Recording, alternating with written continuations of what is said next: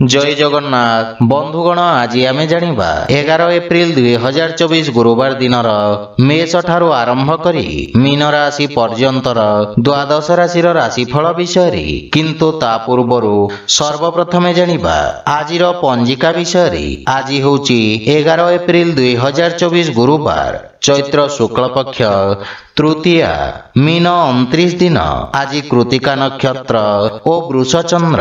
आजिर शुभ बेला प्रातः 5 घंटा 38 मिनिट रु दिवा 7 घंटा 19 मिनिट पर्यंत। आजिर सूर्योदय प्रातः 5 घंटा 37 मिनिट। आजिर सूर्यास्त संध्या 6 घंटा 12 मिनिट। आज बिछा राशि पुरुष मानक घात चंद्र एवं तुला और कुंभ राशि घात बार। आज पोटल भक्षण निषेध। तो बंधुगण आसंतु जानिबा आजिर राशिफल विषय।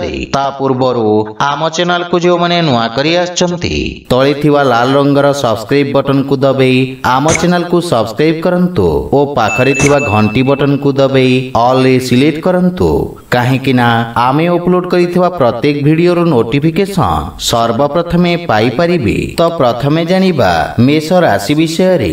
आज आपणक राशि स्थान रु द्वितीय भाव रे चंद्रदेवंको गोचर आपणक लाभर स्थिति रे वृद्धि करिब एवं आपणक बाणी रे मधुरतार प्रभाव रहिब। पत्रकारिता तथा लेखनी आदि क्षेत्र रे आपण सफलता प्राप्त करिबे। संपत्ति संबंधित विवादर समाधान हेबार संभावना रहिछि एवं आपणक सामाजिक क्षेत्रर विस्तार हेब। कार्य क्षेत्र रे लोके आपणक कार्यशैली रे प्रभावित हेबे। पारिवारिक जीवन रे जीवन साथींक सहित उत्तम समय व्यतीत करिबे तथा परिवार रे प्रेम तथा उत्साहर वातावरण रहिब। पितांक सहयोग तथा मार्गदर्शन रु आर्थिक उन्नति हेब किंतु प्रेम जीवन रे किछि मनमालिन्य देखा देई पारे। आर्थिक क्षेत्र रे उन्नति हेब एवं धन संपत्ति वृद्धिर जोग रहिछि किंतु अनावश्यक खर्च रे नियंत्रण बजाय रखंतु। स्वास्थ्य अवस्था उत्तम अनुकूल रहिब किंतु वयस्क व्यक्तिंक अति संबंधित समस्या आपणको हैरान करिब। आज आपण भगवान श्री राधाकृष्णंक संयुक्त उपासना करंतु शुभ फल पाइबे। वृष राशि। आज चंद्रदेव आपणक राशि स्थान रे गोचर भ्रमण करिबे अर्थात आपणक व्यक्तित्व रे आकर्षण बा चमक आसीब। आपणक आत्मविश्वास रे वृद्धि घटिब। वाणिज्य व्यवसाय क्षेत्र रे आपणक द्वारा करा जायथिबा परिवर्तन आपणको सकारात्मक परिणाम प्रदान करिब एवं आपणक व्यावहारिक विचार पूर्वरु देखा दउथवा समस्या रु आपणको मुक्ति प्रदान करिब। समाज रे आपणक प्रतिष्ठा मान सम्मान वृद्धि पाइब एवं इच्छुक क्षेत्र रे उच्च शिक्षार मार्ग प्रशस्त हेब।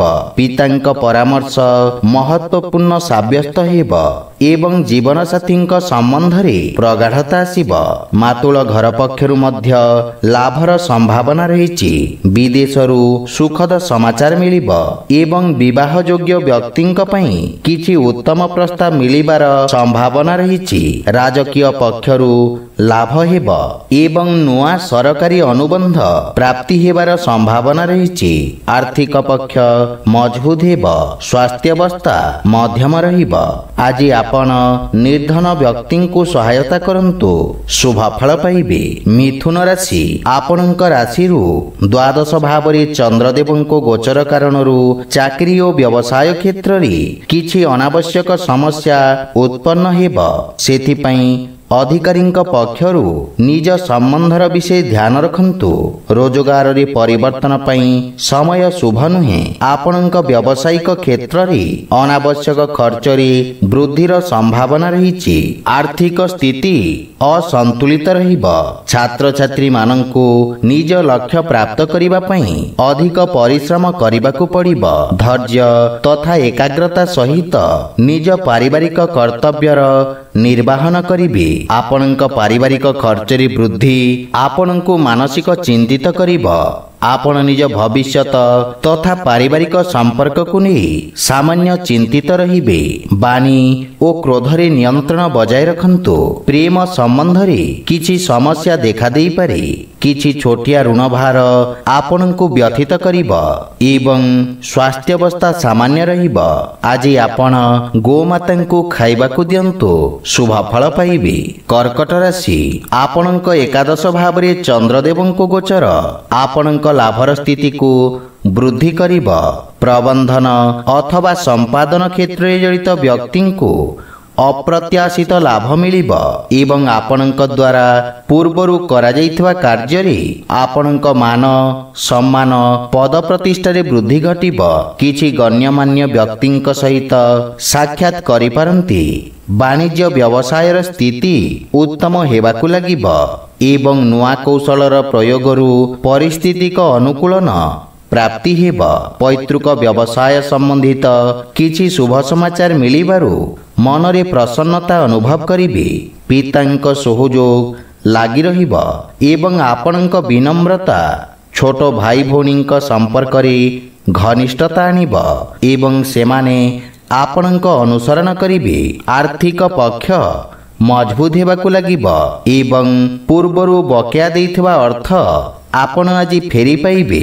ବୈବାହିକ ଦାମ୍ପତ୍ୟ ଜୀବନ ସୁଖମୟ ହେବ।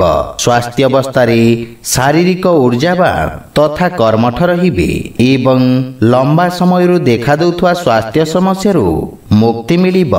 ଆଜି ଆପଣ ଗାୟତ୍ରୀ ମନ୍ତ୍ର ପାଠ କରନ୍ତୁ, ଶୁଭ ଫଳ ପାଇବେ। ସିଂହ ରାଶି, ଆପଣଙ୍କ ଦଶମ ଭାବରେ ଚନ୍ଦ୍ରଦେବଙ୍କ ଗୋଚର ଆପଣଙ୍କୁ କିଛି ଉତ୍ତମ ରୋଜଗାରର ଅବସର ପ୍ରଦାନ କରିବ। ଆପଣ କାର୍ଯ୍ୟକ୍ଷେତ୍ର ତଥା କାର୍ଯ୍ୟପ୍ରଣାଳୀରେ ଆବଶ୍ୟକତା ଅନୁସାରେ ପରିବର୍ତ୍ତନ କରିବେ। ନୂଆ ବ୍ୟବସାୟର ପ୍ରାରମ୍ଭ ପାଇଁ ସମୟ ଶୁଭ ରହିଛି। ଆପଣଙ୍କ ଦ୍ୱାରା ନିଆଯାଇଥିବା ନିର୍ଣ୍ଣୟ ଆପଣଙ୍କ ପାଇଁ ଏକ ସ୍ୱର୍ଣ୍ଣିମ ମୂଳଦୁଆ ରଖିବ। ଛାତ୍ରଛାତ୍ରୀମାନେ ଭବିଷ୍ୟତର ଆବଶ୍ୟକତା ଅନୁରୂପ ଆବଶ୍ୟକ କୌଶଳର ଚୟନ କରିବେ। ପିତାଙ୍କ ସମ୍ବନ୍ଧରେ ସୁଧାର ଆସିବ ଏବଂ ଜୀବନସାଥୀଙ୍କ ସହିତ କିଛି ଗୃହୋପକରଣ କ୍ରୟ କରିବାରେ ଆପଣ ବ୍ୟସ୍ତ ରହିବେ। ପରିବାରରେ ହସ ଖୁସିର ବାତାବରଣ ଲାଗି ରହିବ। ସନ୍ତାନ ଆପଣଙ୍କ ମାର୍ଗଦର୍ଶନର ଅନୁସରଣ କରିବେ, କିନ୍ତୁ ପ୍ରେମ ଜୀବନରେ ସାବଧାନ ରୁହନ୍ତୁ, ଅନ୍ୟଥା ବାଦ ବିବାଦର ସ୍ଥିତି ଦେଖାଦେବାର ସମ୍ଭାବନା ରହିଛି। ଆର୍ଥିକ ସ୍ଥିତି ସୁଦୃଢ଼ ହେବ ଏବଂ ଆୟର ନୂଆ ସ୍ରୋତର ନିର୍ମାଣ ହେବ, କିନ୍ତୁ ଶ୍ୱାସ ସମ୍ବନ୍ଧିତ ରୋଗୀ ସ୍ୱାସ୍ଥ୍ୟାବସ୍ଥାର ବିଷୟ ଧ୍ୟାନ ରଖନ୍ତୁ। ଆଜି ଆପଣ ଓଁ ଗଂ ଗଣପତେ ନମଃ ମନ୍ତ୍ରର ଜପ କରନ୍ତୁ, ଶୁଭ ଫଳ ପାଇବେ। କନ୍ୟା ରାଶି, ଆପଣଙ୍କ ନବମ ଭାବରେ ଚନ୍ଦ୍ରଦେବଙ୍କ ଗୋଚର ଆପଣଙ୍କ ପାଇଁ ଭାଗ୍ୟବର୍ଦ୍ଧକ ରହିବ। ରୋଜଗାର କ୍ଷେତ୍ରରେ ସଫଳତା ପ୍ରାପ୍ତ କରିବେ ଏବଂ ଆପଣଙ୍କ ପରାକ୍ରମୀ ତଥା କର୍ମଠ ସ୍ୱଭାବର ପ୍ରଶଂସା ହେବ। କଳା ତଥା ମନୋରଞ୍ଜନ କ୍ଷେତ୍ରରେ ସମ୍ବନ୍ଧିତ ବ୍ୟକ୍ତିଙ୍କ ଖ୍ୟାତିର ବିସ୍ତାର ହେବ। ବିଦ୍ୟାର୍ଥୀ ଛାତ୍ରଛାତ୍ରୀମାନଙ୍କୁ ବନ୍ଧୁମିତ୍ରଙ୍କ ସହଯୋଗ ମିଳିବ ଏବଂ କାର୍ଯ୍ୟକ୍ଷେତ୍ରରେ କିଛି ସମସ୍ୟା ଦେଖାଦେଇପାରେ, କିନ୍ତୁ ଆପଣ ସମସ୍ତ ସମସ୍ୟାକୁ ସଫଳତାପୂର୍ବକ ସମାଧାନ କରିବେ।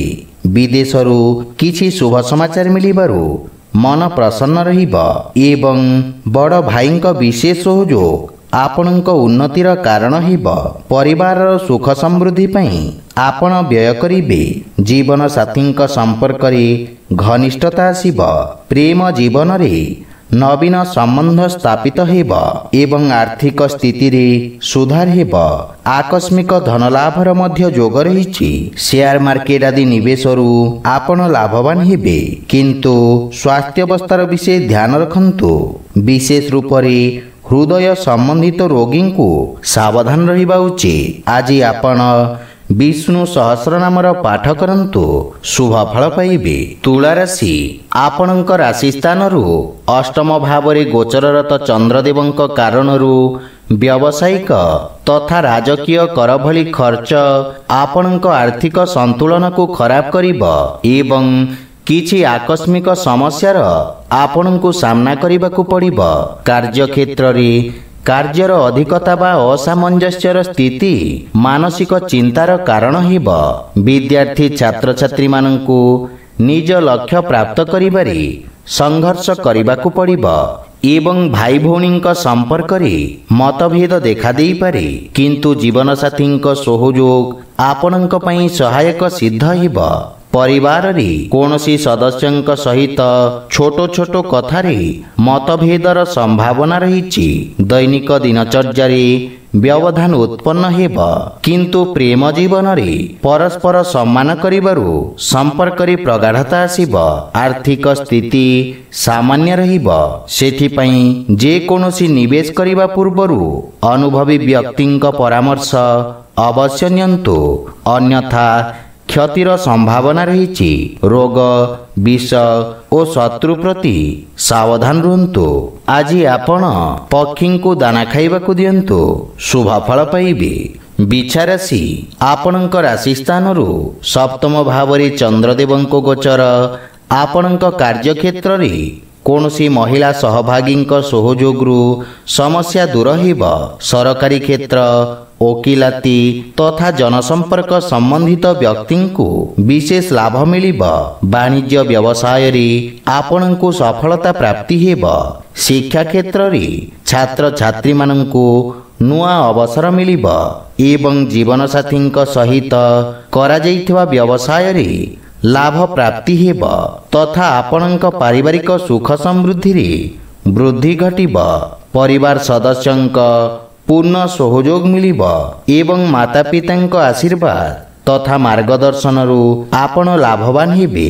ପ୍ରେମ ସମ୍ବନ୍ଧରେ ସ୍ଥାୟିତ୍ୱ ପ୍ରାପ୍ତି ହେବ। ଦୈନିକ ରୋଜଗାରରୁ ଅତିରିକ୍ତ ଆୟର ନୂଆ ସ୍ରୋତ ବିକଶିତ ହେବ। ବାଣିଜ୍ୟ ବ୍ୟବସାୟରେ ନୂଆ ନିବେଶର ସନ୍ଧାନରେ ଆପଣ ସଫଳ ହେବେ, କିନ୍ତୁ ତ୍ୱଚା ସମ୍ବନ୍ଧିତ ରୋଗ ପ୍ରତି ସାବଧାନ ରୁହନ୍ତୁ।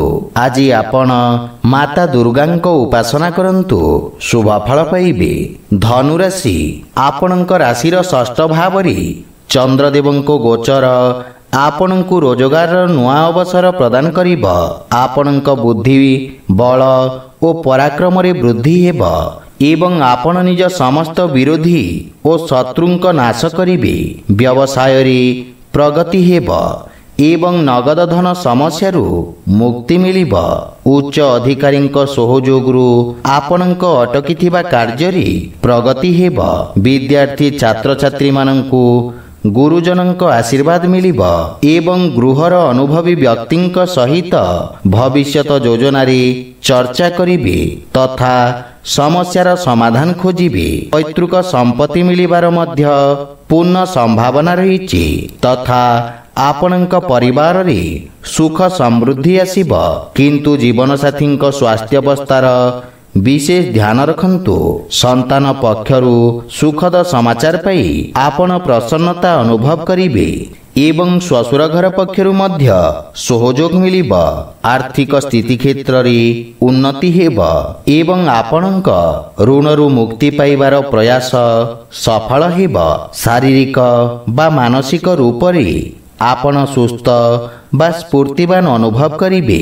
ଆଜି ଆପଣ ଗୋପାଳ ସହସ୍ର ନାମର ପାଠ କରନ୍ତୁ, ଶୁଭ ଫଳ ପାଇବେ। ମକର ରାଶି, ଆପଣଙ୍କ ରାଶି ସ୍ଥାନରୁ ଚନ୍ଦ୍ରଦେବଙ୍କ ପଞ୍ଚମ ଭାବରେ ଗୋଚର ସମସ୍ତ ବର୍ଗର ଛାତ୍ରଙ୍କ ଅବରୋଧରେ ହାନି ଘଟିବ ଏବଂ ଉଚ୍ଚ ଶିକ୍ଷାର ମାର୍ଗ ପ୍ରଶସ୍ତ ହେବ। ସୃଜନାତ୍ମକ କ୍ଷେତ୍ରରେ ଜଡ଼ିତ ବ୍ୟକ୍ତିଙ୍କ ପାଇଁ ଏହି ସମୟ ବିଶେଷ ଫଳଦାୟକ ସିଦ୍ଧ ହେବ। ରୋଜଗାର କ୍ଷେତ୍ରରେ ଆପଣଙ୍କୁ ନିଜ କୌଶଳ ପ୍ରଦର୍ଶିତ କରିବାର ଅବସର ମିଳିବ ଏବଂ ଉଚ୍ଚ ଅଧିକାରୀ ବର୍ଗଙ୍କ ପକ୍ଷରୁ ଆପଣଙ୍କୁ ପ୍ରୋତ୍ସାହନ ମିଳିବ। ସମାଜ କଲ୍ୟାଣକାରୀ କାର୍ଯ୍ୟରେ ଜଡ଼ିତ ବ୍ୟକ୍ତି ଯଶ ପ୍ରାପ୍ତ କରିବେ, କିନ୍ତୁ ପାରିବାରିକ ଜୀବନରେ ଜୀବନସାଥୀଙ୍କ ସହିତ ନିଜ ସମ୍ପର୍କର ଧ୍ୟାନ ରଖନ୍ତୁ ଏବଂ ଅନାବଶ୍ୟକ ବାଦ ବିବାଦରୁ ଦୂରେଇ ରୁହନ୍ତୁ। ବାଣୀରେ ସଂଯମତା ରଖିବା କାରଣରୁ ମାନସିକ ଚିନ୍ତାରୁ ମୁକ୍ତି ମିଳିବ। ବଡ଼ ଭାଇ ଭଉଣୀଙ୍କ ସହଯୋଗ ଲାଗି ରହିବ ଏବଂ ପରିବାର ସଦସ୍ୟଙ୍କ ସହିତ ଆପଣ ମଧୁର ସମୟ ବ୍ୟତୀତ କରିବେ।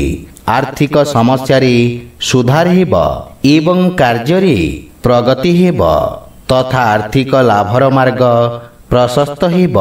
ଧ୍ୟାନ ତଥା ଯୋଗ ମାଧ୍ୟମରେ ଆପଣଙ୍କ ସୃଜନାତ୍ମକ କ୍ଷମତାର ବିକାଶ ହେବ ତଥା ମାନସିକ ଶାନ୍ତି ମିଳିବ। ଆଜି ଆପଣ ହନୁମାନ ଚାଳିଶା ପାଠ କରନ୍ତୁ, ଶୁଭ ଫଳ ପାଇବେ। କୁମ୍ଭ ରାଶି, ଆପଣଙ୍କ ରାଶିରୁ ଚତୁର୍ଥ ଭାବରେ ଚନ୍ଦ୍ରଦେବଙ୍କୁ ଗୋଚର ଆପଣଙ୍କ ବ୍ୟବସାୟ କ୍ଷେତ୍ରରେ ସମସ୍ୟା ଉତ୍ପନ୍ନ କରିବ।